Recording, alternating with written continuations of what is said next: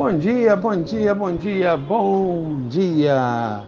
Até aqui o Senhor nos ajudou. Mais um dia estamos aqui no APF Cast. Sejam todos bem-vindos. Papai do Céu continue nos abençoando. Hoje vamos falar um pouquinho sobre a vida de Sansão, né? A vida de Sansão é de contradição. Ele foi um homem de grande força física, todos nós já ouvimos falar muito sobre isso, né? Mas ele exibia uma grande fraqueza moral. Ele foi juiz por 20 anos e narizeu consagrado a Deus desde o ventre de sua mãe. Juízes 13:5. Mas continuamente quebrava as regras de um narizeu. O Espírito de Deus veio sobre ele muitas vezes, dando-lhe grande força para combater os filisteus, os opressores dos israelitas, né? E isso apesar do fato de Sansão era um mulherengo e um homem vingativo. A vida de Sansão ilustra a necessidade de dizer não à tentação carnal, assim como o uso de Deus de homens pecadores e imperfeitos para realizar a sua vontade e as consequências do pecado e a misericórdia de Deus. Vamos falar sobre o nascimento de Sansão. A história de Sansão começa com o anúncio de seu nascimento. Um homem danita chamado Manoá era casado com uma mulher que não podia ter filhos. Juízes 13:2. O anjo do Senhor visitou a esposa e lhe disse: conceberás e darás à luz a um filho. Versículo 3. O anjo também ordenou ela seguisse as regras do narizeus durante sua gravidez. Nenhuma bebida fermentada, nada feito de uvas e nenhum alimento impuro.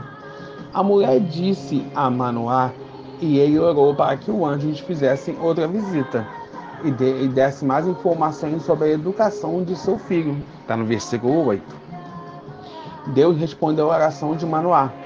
O anjo do Senhor apareceu novamente à esposa de Manoá e ela correu para buscar o marido.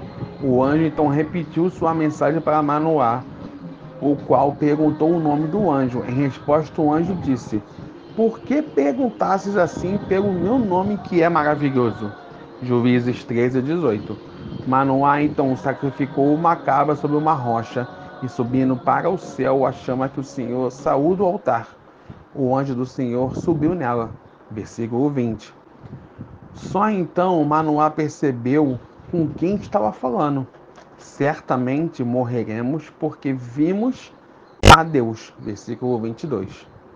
Fiel à palavra de Deus, a esposa de Manoá deu à luz a um filho e o chamaram de Sansão. O Senhor o abençoou enquanto crescia. Agora vamos falar sobre a tentação, né, na vida de Sansão.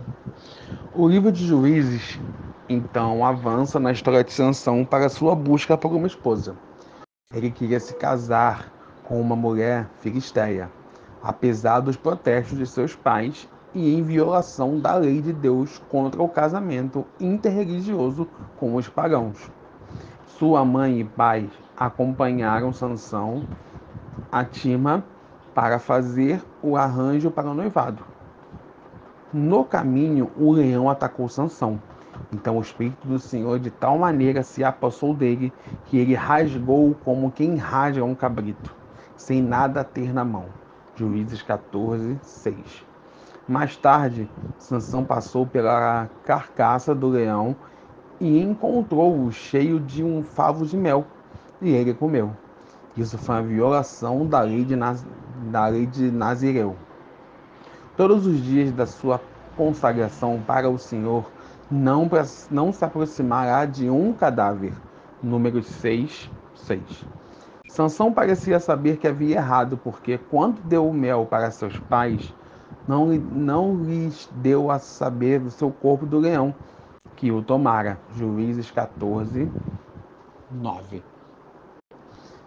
A costumeira festa do casamento descrita em Juízes 14:10 era literalmente uma bebedeira. Como um nazireu, Sansão deveria abster-se de vinho e de bebida forte. Número 6:3. Embora o autor de Juízes não indique se Sansão pessoalmente bebeu vinho ou bebida fermentada nesta festa, foi mais uma ocasião que levou ao pecado. Durante a festa, Sansão ofereceu uma aposta. Quem pudesse resolver seu enigma receberia 30 camisas e 30 vestes festivais. Juízes 14, 12. A nova esposa filisteia de Sansão o traiu e deu a resposta a seu enigma para seus compatriotas.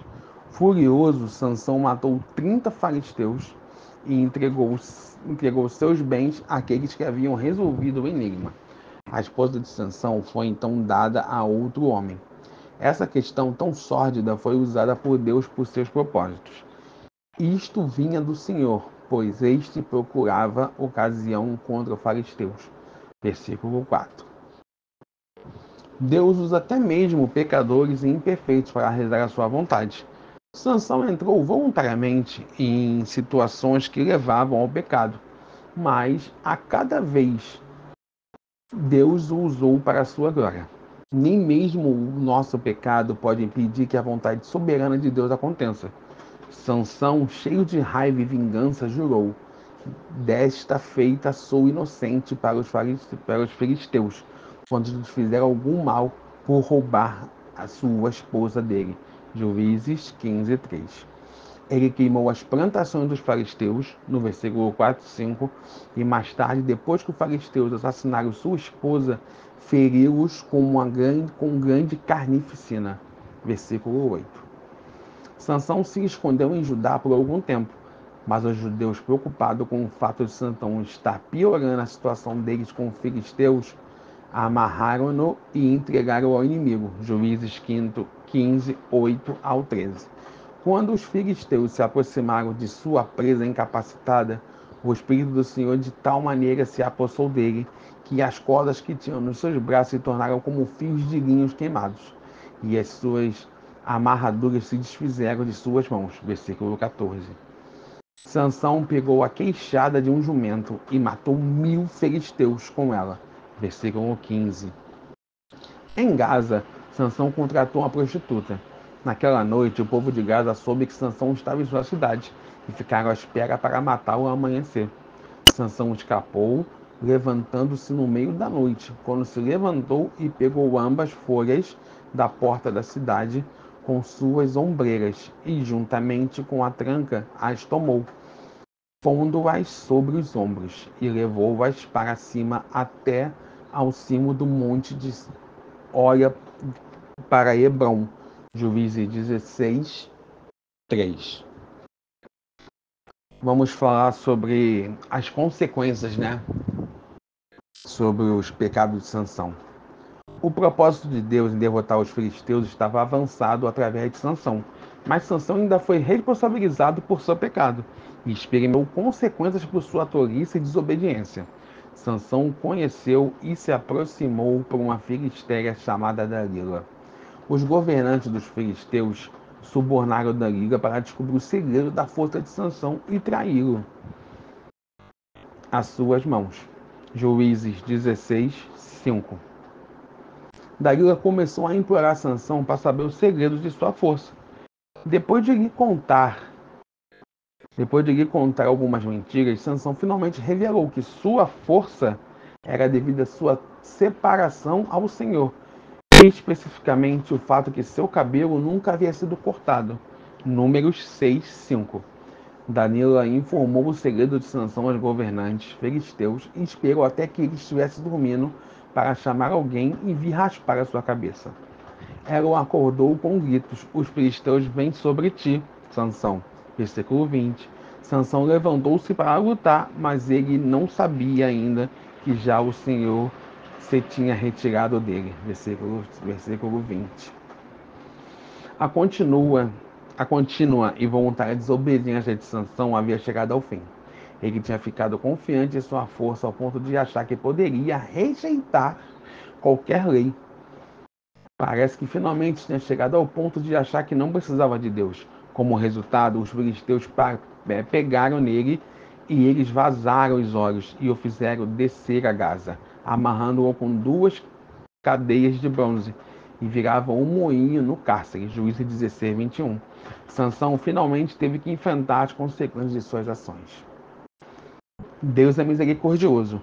Os filisteus acharam que celebrariam sua grande vitória sobre Sansão, e os governantes se reuniram no templo de seu deus, Dagon, para adorá-lo por entregar Sansão em suas mãos. Juízes 16, 23. Durante a festividade, trouxeram Sansão da prisão para entretê-los. Apoiando-se contra os pilares de sustentação do templo pagão, Sansão clamou ao Senhor e disse: Senhor Deus, peço-te que lembres de mim e me dê força só desta vez, ó Deus, para que me vingue dos filisteus, ao menos por um dos meus olhos. Versículo 28. Deus misericordiosamente concedeu o pedido de Sansão. Sansão disse: morra eu com os filisteus. E inclinou-se com força, e a casa caiu sobre os príncipes e sobre todo o povo que estava nela. Versículo 30. Sansão matou mais quando morreu cerca de 3.000 filisteus do que quando vivia. Sansão era um homem de fé. Ele é mencionado na galeria dos heróis da fé da Bíblia, Hebreus 11, 32. Ao mesmo tempo, ele era um homem de carne, e seus muitos erros servem como um aviso para aqueles que brincam com fogo e esperam não se queimar. A vida de Sansão nos mostra a importância de confiar na força de Deus, não em nosso próprio poder de seguir a vontade, mas de seguir a vontade de Deus, não nossa própria teimosia, de buscar a sabedoria do Senhor, não o nosso próprio entendimento. Amém? Deus nos abençoe. Amanhã estaremos de volta. Tá? E que possamos ter um dia abençoado em nome de Jesus. Muito obrigado. Até a próxima.